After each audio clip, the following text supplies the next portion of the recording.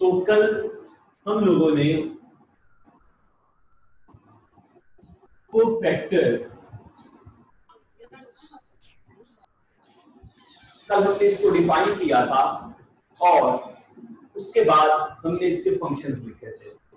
Cofactor किसको बोला जाता है?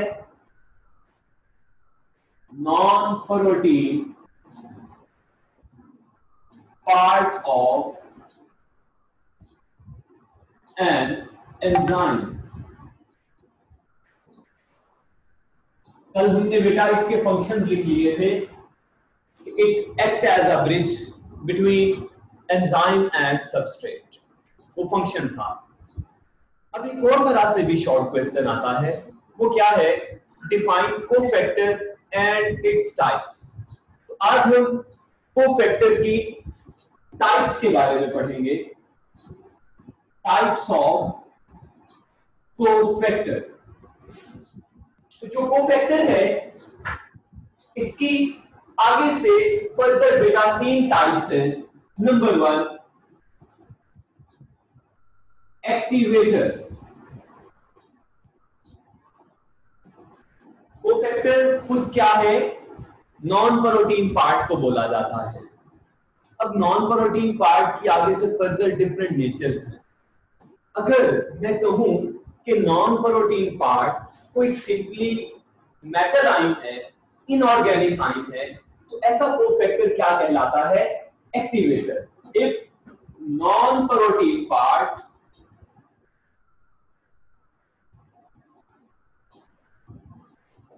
is simply an inorganic ion or metal ion, it is called activator। Simple सी बात है बेटा कि अगर नॉन प्रोटीन पार्ट सिंपली कोई मेटल आयन है या इनऑर्गेनिक आयन है, उसको हम किसका नाम देंगे? एक्टिवेटर। एक्टिवेटर क्या है? कोफैक्टर की ही टाइप है ये कोफैक्टर। लेकिन अब हम उसको स्पेसिफाई कर रहे हैं इस बुनियाद पर कि अगर वो सिंपली कोई इनऑर्गेनिक आयन है या मेटल आयन है तो हम उसको किसका नाम देंगे? एक्टिवेटर का नाम देंगे। अब मेटल आयन क्या क्या है? Example Mg2 positive, copper 2 positive, iron 2 positive, iron 3 positive, manganese 2 positive and so. अब देखिए ये सारी की सारी क्या हैं? मेटल्स हैं। मेटल के ऊपर अगर चार्ज आ जाए तो आप उसको किसका नाम दे देते हैं? सिंपली आयन का नाम दे देते हैं। तो ये क्या है? मेटल आयन है। अगर नॉन प्रोटीन पार्ट क्या है? मैग्नीशियम आयन है, कॉपर आयन है, आयरन आयन है, मैंगनीज आयन है, तो वो कोफैक्टर क्या कहलाएगा? एक्टिवेटर कहलाएगा। ये बात सिंपली आप लोगों ने याद रखनी है। अब ये जितनी मेटल आयन्स हैं इनकी नेचर क्या है बेटा? ये सारी की सारी क्या है? इनऑर्गेनिक है। क्या है ये? इनऑर्गेनिक है। आप लोग जानते हैं कि अगर कार्बन हाइड्रोजन एक साथ हो तो हम उसको किसका नाम देते हैं? ऑर्गेनिक कंपाउंड का। और अगर कार्बन हाइड्रोजन एक साथ नहीं है तो वो क्या होता है? इनऑर्गेनिक। इसकी एक और डेफिनेशन है, वो आप केमिस्ट्री में करेंगे जिसमें डेरिवेटिव का वर्ड आता है, वो जरा डिटेल है, वो केमिस्ट्री की है। Anyhow magnesium, copper, iron, manganese, इस तरह का कोई भी आयन अपने आप को एक कोफैक्टर के तौर पर सर्व करे तो ऐसा कोफैक्टर क्या कहलाता है? एक्टिवेटर। तो अगर पेपर में ये शॉर्ट क्वेश्चन आए तो आपने ये मेरी वाली ही डेफिनेशन लिखनी है, ये मैंने जरा आसान कर दी है। फिर उसके बाद लास्ट पॉइंट एक्टिवेटर का, इट इज अटैचेबल। ये एंजाइम के साथ परमानेंट स्ट्रक्चर नहीं कायम करता, इसको एंजाइम से अलहदा किया जा सकता है। ठीक है, इट इज डी अटैचेबल। जैसे ये मार्कर का कैप है, मैं इसको चाहूं तो आसानी के साथ उतार सकता हूं, इट इज डिटैचेबल। तो यही काम है कि जब एंजाइम के ऊपर, प्रोटीन पार्ट के ऊपर ये मैग्नीशियम कॉपर आयन में से कोई भी आकर लगता है तो वो डिटैचेबल भी होता है, आते हैं रिएक्शन करवाते हैं, डिटैच भी हो सकते हैं। अब दूसरा जो हमारी टाइप है दैट इज कोएंजाइम। ये पहली टाइप थी एक्टिवेटर, दूसरी टाइप आ गई कोएंजाइम। कोएंजाइम की डेफिनेशन क्या है? If non protein part is loosely attached with protein part, it is called coenzyme।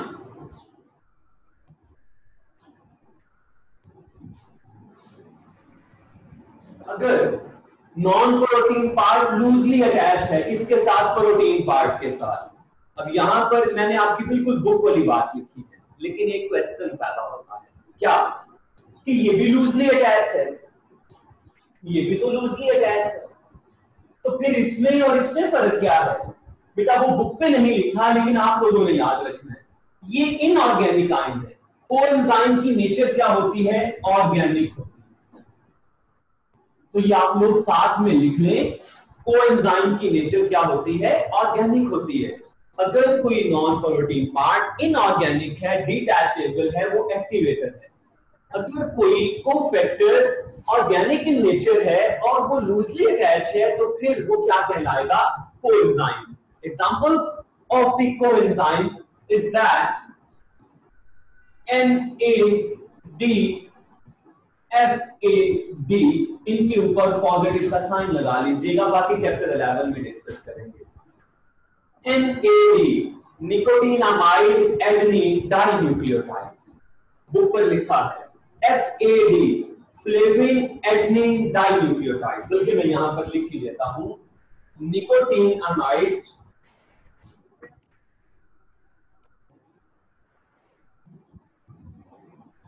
Adenine dinucleotide. और FAD क्या है? फ्लेविन एडेनिन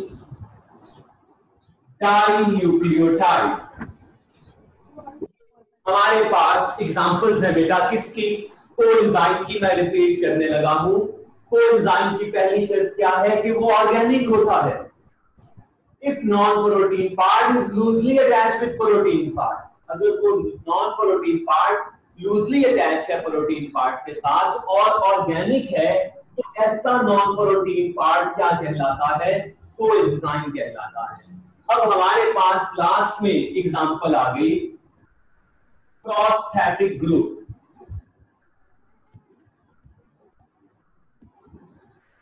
बेटा ये इंतहाई इंपॉर्टेंट डेफिनेशंस हैं, इंतहाई इंपॉर्टेंट शॉर्ट क्वेश्चन। इस चैप्टर के गिनती के शॉर्ट क्वेश्चन हैं, उसमें से ये भी है। प्रोस्थेटिक ग्रुप, प्रोस्थेटिक ग्रुप क्या है? पहली बात ये बेटा आपने याद रखनी है, इसकी नेचर भी क्या है? ऑर्गेनिक है। ये भी क्या है? ऑर्गेनिक है। तो फिर इसकी डेफिनेशन क्या है?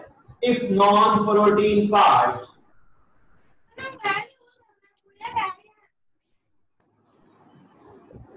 is covalently bonded with protein part, it is called prosthetic group। क्या कि अगर non protein part protein part के साथ कोवलेंटली बॉन्डेड है। What does mean by covalently bonded? Covalently bonded का मतलब होता है स्ट्रॉन्गली बॉन्ड बनाया हुआ, उसके स्ट्रक्चर का हिस्सा बन चुका है। तो ऐसा कोफैक्टर जो कि ऑर्गेनिक है और टाइटली अटैच है प्रोटीन पार्ट के साथ, वो क्या कहलाता है? Prosthetic group. आपकी बुक पर इसकी एग्जांपल नहीं लिखी, आप लोग लिखना चाहते हैं तो लिख लें हीम ग्रुप ऑफ हीमोग्लोबिन।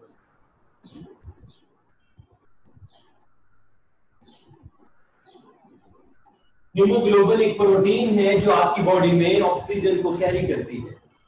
उसके एंड पर एक हेड होता है, मिसाल के तौर पर ये हीम का स्ट्रक्चर है, उसके एंड के ऊपर एक हेड लाइक स्ट्रक्चर होता है। ये जो हेड लाइक स्ट्रक्चर है इसको हम हीम बोलते हैं। हीम ग्रुप एक्चुअल में किसकी एग्जांपल है? प्रोस्थेटिक ग्रुप की एग्जांपल है। तो ये हमारा एक और शॉर्ट क्वेश्चन जो था ये पूरा हो गया। Define cofactor and its types. तो ये जो कुछ मैंने बोर्ड पर लिखा है आपने सारे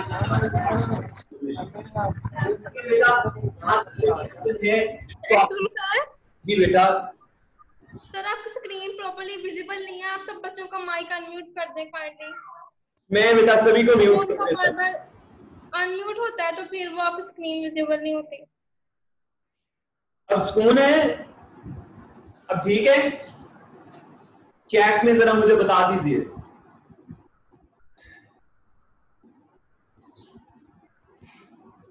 अच्छा, इसका यहां तक स्क्रीनशॉट ले लें पहले। ये बेटा शॉर्ट क्वेश्चन आएगा, define cofactor and its types. तो जो कुछ मैंने बोर्ड पर लिखा है आपने एज सच पेपर में जाकर लिख देना। क्लियर? अब हम चलते हैं दोबारा अपने बुक के कंटेंट्स के मुताबिक कि एंजाइम का मैकेनिज्म का तरीकाकार क्या है। हमने कल एक इक्वेशन पढ़ी थी। वो इक्वेशन क्या थी कि एंजाइम प्लस सबस्ट्रेट ये मिलकर क्या बना देते हैं? ES complex.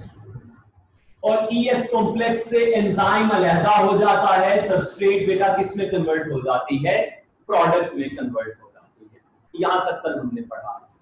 अब जो मैं आपके पहले पेज पर बुक पर लिखी है डेफिनेशन, अभी उसको मैं कंप्लीट करने लगा हूं। ये लास्ट डेफिनेशन है, फिर उसके बाद हम एक तरतीब से चलेंगे। यहां पर हमें अभी जरूरत है एक डेफिनेशन की, दैट इज एक्टिव साइट। पहले मैं थोड़ा सा आपको स्केच दे दूं एक्टिव साइट क्या है।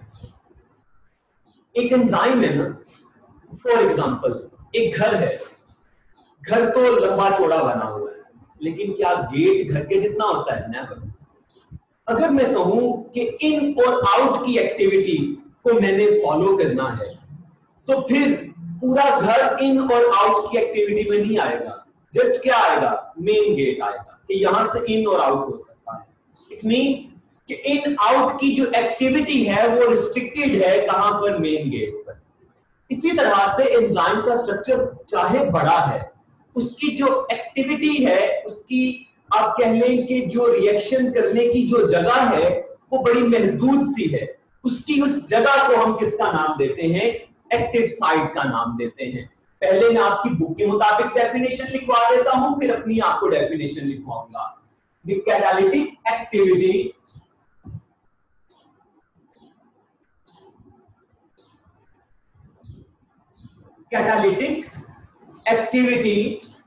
of an enzyme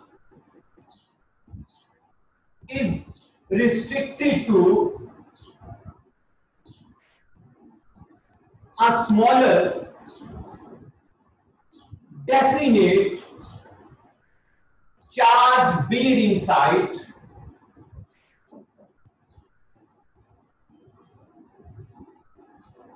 that is called active site. Catalytic activity of an enzyme is restricted. Restricted का मतलब महदूद। कि अगर एक हम पूरे एंजाइम को देखें, फॉर एग्जांपल ये एक एंजाइम है, ये सारे का सारा,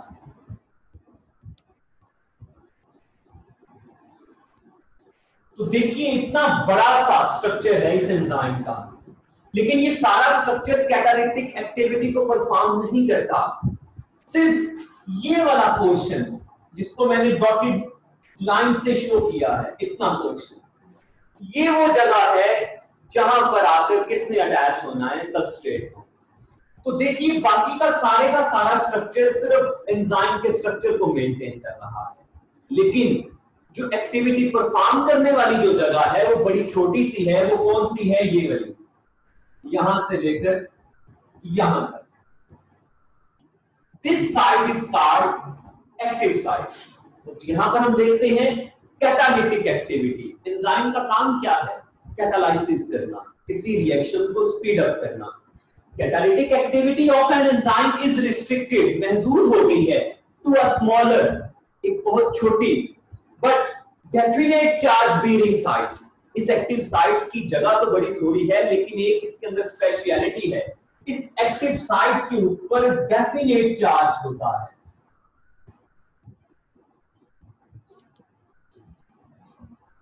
पॉजिटिव नेगेटिव, आपको पता है पॉजिटिव नेगेटिव में आपस में अट्रैक्ट करना है। मैं भी एक डायग्राम बनाऊंगा उस डेफिनेट चार्ज बीयरिंग को समझाने के लिए। अभी आप सिर्फ ये देखिए, डेफिनेशन को लिख लें, स्क्रीनशॉट बना लें। Definite charge bearing site that is called active site. इसका स्क्रीनशॉट ले लें। मैं दोबारा से एक्टिव साइट को यहां पर एक्सप्लेन करता हूं, जरा मुझे डायग्राम बनानी पड़ेगी। स्क्रीनशॉट ले लें, शाबाश।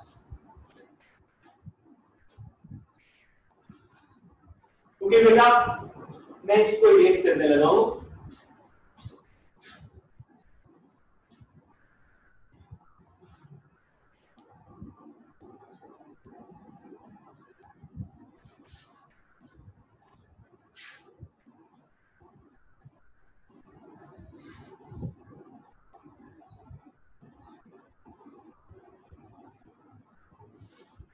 तो डेफिनेट चार्ज का मतलब क्या,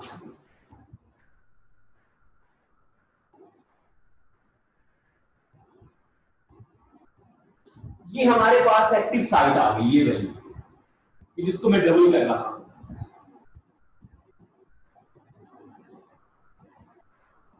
तो ये देखिए, ये बड़ा थोड़ा सा पोर्शन है, इसका मतलब है इस पोर्शन में थोड़े से amino acid, few amino acids. ये जगह ही थोड़ी सी है, लेकिन ये जो जगह है जिसको मैं डॉटेड बना रहा हूं, ये तो बहुत सारी है। तो जो स्ट्रक्चर को मेंटेन करने वाली प्रोटीन है, उसके अंदर तो बहुत सारे अमाइनो एसिड हैं, consist of many amino acid. Protein किससे मिलकर बनती है, अमाइनो एसिड से। तो देखिए ये पीछे वाला स्ट्रक्चर ज्यादा बड़ा है, वहां पर ज्यादा अमाइनो एसिड है। जो एक्टिव साइट है वो बड़ी थोड़ी सी जगह है, वहां पर थोड़े अमाइनो एसिड है। सिंपल सी बात है, बुक वाले ने लिखी थी, मैंने यहां पर आपको एक्सप्लेन कर दी। लेकिन हम डेफिनेट चार्ज की बात करने लगे थे। फॉर एग्जांपल मैं कहता हूं यहां पर positive negative, positive positive negative, positive negative positive, कुछ सा भी चार्ज है यहां पर। अब जो एंजाइम है, एक लाइन अभी मैं बता देता हूं, enzymes are specific in their action. Enzymes are specific in nature,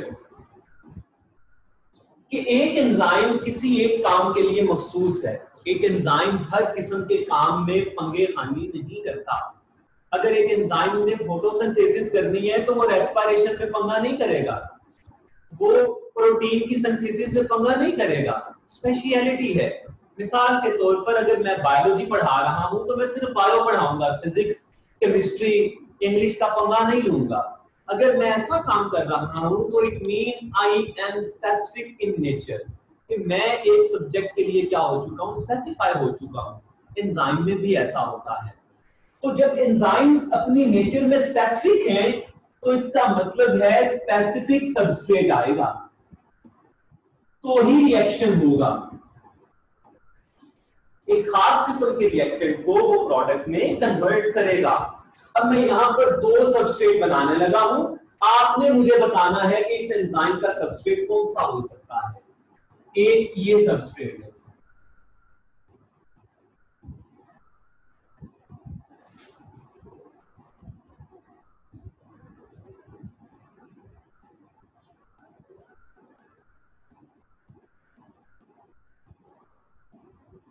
उसके ऊपर ये चार्ज है और एक दूसरा बनाने लगा हूं।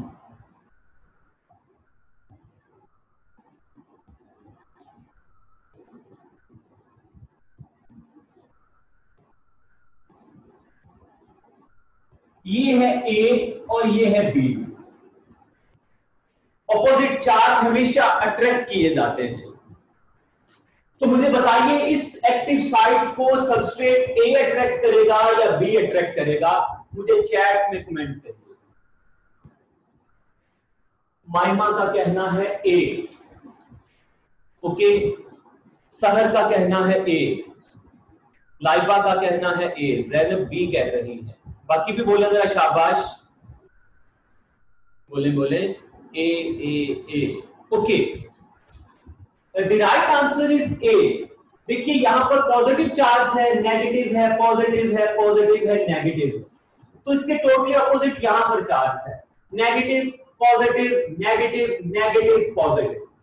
इट मीन यही सबस्ट्रेट आकर इस एंजाइम के साथ रिएक्ट करेगा। तो इसका मतलब है कि एक्टिव साइट के ऊपर एक स्पेसिफिसिटी है। वो किसकी वजह से है? Because of definite charge. एक मखसूस किस्म का चार्ज होगा तो वो सबस्ट्रेट को अपने साथ अटैच करेगा। तो एक्टिव साइट ये वाला पोर्शन है जहां पर आकर सबस्ट्रेट रिएक्ट करता है और इसमें कन्वर्ट होता है प्रोडक्ट में। तो अगर मैं यहां पर एक और तरीके से डिफाइन कर दूं एक्टिव साइट को, a part of an enzyme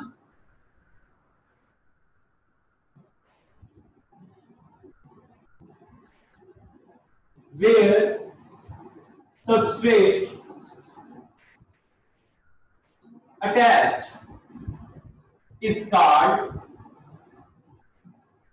active site. ये पेपर में लिखने वाली डेफिनेशन नहीं है, सिर्फ कॉन्सेप्ट में बिठाने वाली है।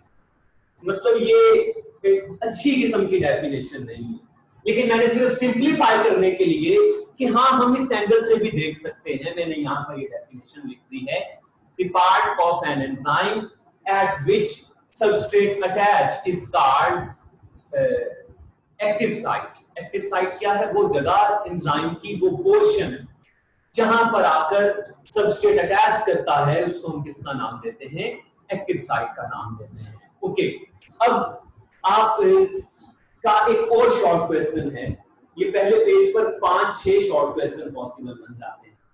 आप अगला पेज निकालिए, एक तो है ना चैप्टर नंबर 3 का पहला पेज, दूसरा पेज निकालते हैं तो कैरेक्टर ऑफ एंजाइम से ऊपर एक पैराग्राफ आपको नजर आएगा। उस पैराग्राफ की आप बेटा हेडिंग दे दें occurrence of enzyme. Occurrence of enzyme then मिला है आपको? जी सर। सर ये तो कह रहा है कि जो एपो और हेलो का इंटरनेशन, ओ सॉरी, अभी तो एपो एंड होलो एंजाइम को डिफाइन करना है। पहला पैराग्राफ बेटा एक और शॉर्ट क्वेश्चन है, what is difference between apo enzyme and holo enzyme? Apo enzyme याद कर ले, होलो एंजाइम उसके टोटली ऑपोजिट है। What is apo enzyme? हमने बात की थी कि एंजाइम को काम करने के लिए कोफैक्टर की जरूरत पेश आती है ज्यादातर एंजाइम। ये एंजाइम ऐसा है जिसको काम करने के लिए एक नॉन प्रोटीन पार्ट की जरूरत है, जिसको मैंने डार्क पार्ट से यहां पर डिस्क्राइब किया है। ये क्या कहलाएगा? कोफैक्टर, और ये प्रोटीन पार्ट है। ओके, अब एपो एंजाइम और होलो एंजाइम ये दो डिफरेंट कंडीशंस हैं एंजाइम की। कौन से एंजाइम की? जिनको कोफैक्टर की जरूरत होती है। ओके, एपो एंजाइम को मैं किस तरह से डिफाइन करूंगा? पहले simplest definition, an enzyme without its cofactor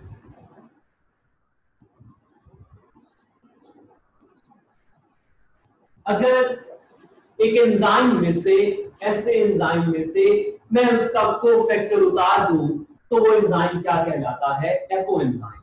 आपकी बुक पर लिखा है an enzyme from which coenzyme और prosthetic group has been removed is called apo enzyme. उसने प्रोस्थेटिक ग्रुप और कोएंजाइम दोनों लफ्ज लिखे हैं। आप लोगों ने अभी टाइप्स पढ़ी हैं कोफैक्टर की, तो चाहे कोएंजाइम की बात कर ले, चाहे प्रोस्थेटिक ग्रुप की बात कर ले, ये दोनों किसकी एग्जांपल हैं? कोफैक्टर की। तो बजाय ये कि मैं दोनों लिखूं, मैं यहाँ पर अभी क्या लिख रहा हूँ?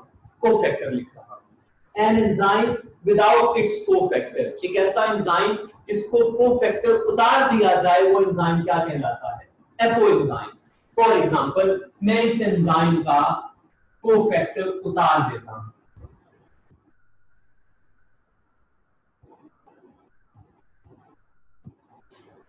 तो ये जो नीचे वाला पोर्शन है जिसमें से मैंने कोफैक्टर को उतार दिया है, ये अब क्या कहलाएगा? Apo enzyme.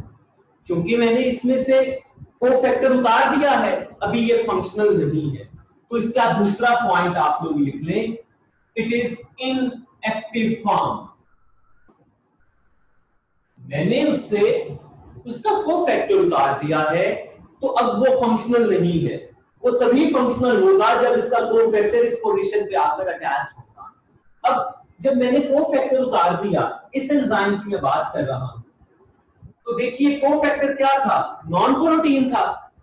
Non protein part को मैंने लैदा कर दिया, बाकी जस्ट क्या बच गया? Protein part. It consist only of protein, it consist only of protein. ये 3 पॉइंट बेटा आपने जरूर लिखने हैं। बुक पे तो 1 पॉइंट लिखा है, 1.5 पॉइंट लिखा है, बल्कि आपने ये तीनों पॉइंट लिखने हैं। डेफिनेशन आप बुक वाली चाहे कर ले, an enzyme from which coenzyme or prosthetic group has been removed is called apoenzyme, या आप ऐसे भी लिख लें, an enzyme without its cofactor is called apoenzyme। यहां तक तो डेफिनेशन होगी, बुक पर है। It is inactive form. ये क्या है? इनएक्टिव है। क्यों? क्योंकि हमने इसका कोफैक्टर अभी उतारा हुआ है। कोफैक्टर मिलेगा तो ये फंक्शनल होगा। नंबर 3, जब कोफैक्टर उतार दिया वो नॉन प्रोटीन था, बाकी क्या बच गया? Just protein part. तो हम यहां पर एक्सप्लेन कर रहे हैं, it consist only of protein. अब इसी तीनों पॉइंट के हम ऑपोजिट लिख दें तो वो बेटा क्या हो जाता है? हॉलो एंजाइम हो जाता है। ठीक है, एपो एंजाइम। अब उसके बाद मैं यहां पर ही आगे लिख देता हूं hollow enzyme.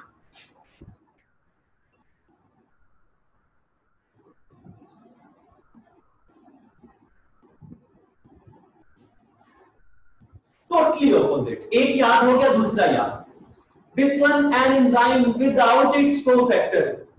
This one is an enzyme with its cofactor. Hollow enzyme मैं उसको बोलूंगा जिसको उसका कोफैक्टर मिल चुका है। हॉलो का मतलब ही कंप्लीट होता है। ये आप लोगों ने जो एटिमोलॉजी में वर्ड्स याद किए थे, मैंने उसमें लिखा था, हॉलो का मतलब क्या है? कंप्लीट। वो एंजाइम कंप्लीट ही तब होगा जब उसको क्या मिल जाएगा? कोफैक्टर। तो ये जो कंडीशन है ये कौन सी है? Hollow enzyme. जब एक एंजाइम को उसका कोफैक्टर मिल चुका है, अब वो जो किसी भी रिएक्शन को कैटालाइज करने के काबिल है। तो फिर ये इनएक्टिव फॉर्म थी, ये कौन सी फॉर्म है? एक्टिव फॉर्म है। हॉलो एंजाइम सिर्फ इंतजार करेगा सबस्ट्रेट आए, रिएक्शन कर दे। लेकिन ये जो एपो एंजाइम था, इसको इंतजार है पहले कोफैक्टर आए, फिर सबस्ट्रेट आए, फिर जाकर रिएक्शन होगा। It consist only of protein. ये किसके ऊपर कंसिस्ट करता है? प्रोटीन के ऊपर भी प्लस नॉन प्रोटीन के ऊपर भी। तो ये आपने 3 पॉइंट लिखने हैं। ये कंफर्म आने वाला शॉर्ट क्वेश्चन है, what is difference between apo enzyme and hollow enzyme. ये अक्सर पेपर में आता है। तो ये 3 पॉइंट जब आप लिख देंगे आपके बेटा नंबर पूरे हो जाएंगे। क्लियर? और इसके बाद लास्ट पॉइंट, जो नीचे वाला पैराग्राफ है, उसकी आपने हेडिंग दे देनी है occurrence of enzyme. Occurrence of enzyme बड़ा आसान सा, इसलिए भी करवा रहा हूं। इसको जुबानी सुन लें। एंजाइम कहां पर पाए जाते हैं?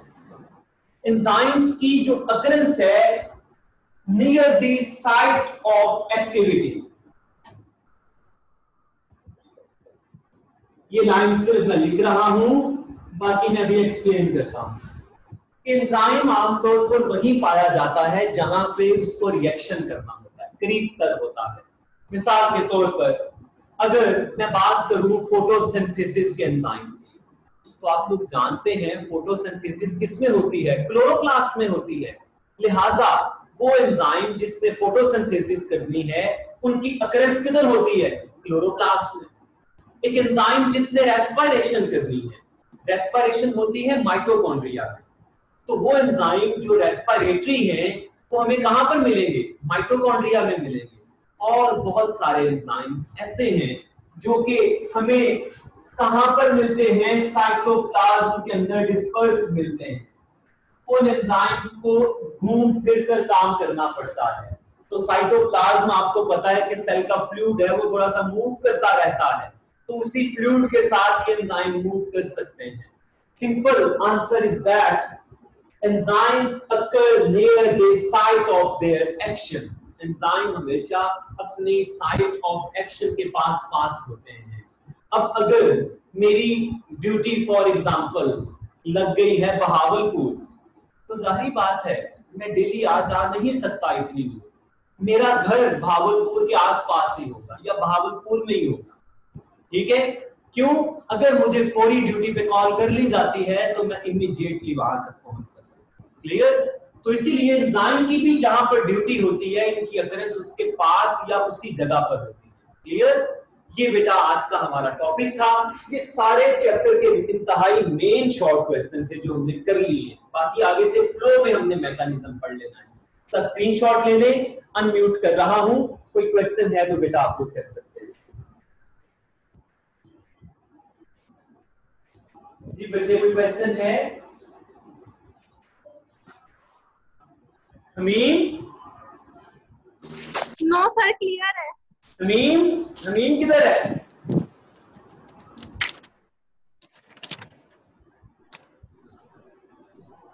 हमीम मुझे लग रहा है सालगिरह में मसरूफ है, मोहन में नहीं है। और मैंने आपको विश करना था। जी सर क्लियर है।